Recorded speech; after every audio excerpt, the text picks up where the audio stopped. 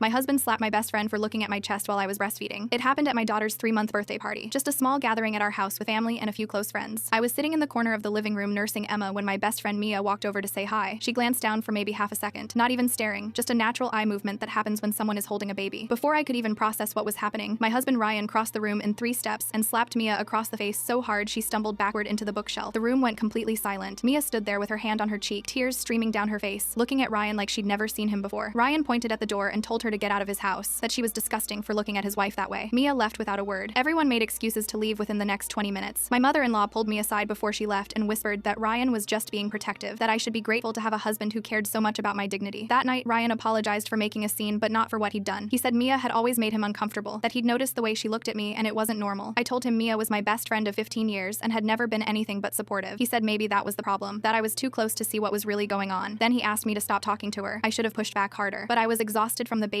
and overwhelmed by the confrontation, so I just said I needed time to think. Ryan seemed satisfied with that answer and dropped it. The next few weeks were strange. Ryan became more attentive than he'd ever been, bringing me breakfast in bed, offering to take night feedings even though he had work, buying me flowers for no reason. It felt like he was trying to prove something, but I also noticed him checking my phone whenever I set it down. He'd pick it up casually, pretending to move it, but I could see him glancing at the screen. He started asking detailed questions about my day, who I talked to, where I went, what we discussed. Mia texted me 3 days after the party, a long message apologizing for whatever she'd done to upset Ryan and saying she missed me. Before I could respond, Ryan appeared behind me and asked who I was texting. I told him it was just my mom. I don't know why I lied. It just came out automatically, like some survival instinct I didn't know I had. That lie changed everything, because now I was paying attention in a way I hadn't before, and the more I watched, the more I noticed things that didn't add up. Ryan had always been charming, but now I saw how that charm had edges. The way he'd compliment me while subtly criticizing my choices. The way he'd remember every detail of conversations I'd had with other people but claimed to forget things I'd told him directly. My mother called to check on me and mentioned she hadn't heard from me in weeks. I told her we'd talked just last Tuesday. She said no. The last time we spoke was before Emma was born. I checked my call history. She was right, but I had clear memories of those conversations. I started keeping a journal, writing down what happened each day because I was beginning to doubt my own mind. That's when the pattern became impossible to ignore. Every time I mentioned wanting to see friends or family, something would happen. Emma would have a crying fit. Ryan would suddenly feel sick. There would be a work emergency that needed my attention, and somehow I'd end up staying home. I hadn't left the house without Ryan in over a month. Mia sent another message. This one was different. She said she needed to tell me something about Ryan, something she should have told me years ago, but was too scared. She said it wasn't safe to text it and asked if we could meet somewhere public. I deleted the message immediately, but I couldn't stop thinking about it. The next morning, Ryan mentioned casually that he'd run into Mia at the grocery store, that she'd seemed nervous and left quickly when she saw him. He said it with a smile, but his eyes were watching my reaction carefully. I smiled back and said I wasn't surprised, that Mia had always been awkward around confrontation. That night, I waited until Ryan was asleep and retrieved my old laptop from the garage, the one he didn't know the password to. I logged into my email and found 47 unread messages from Mia, spanning the last 3 weeks. The subject line of the most recent one made my blood run cold, because the rest of the story is on my channel or linked below.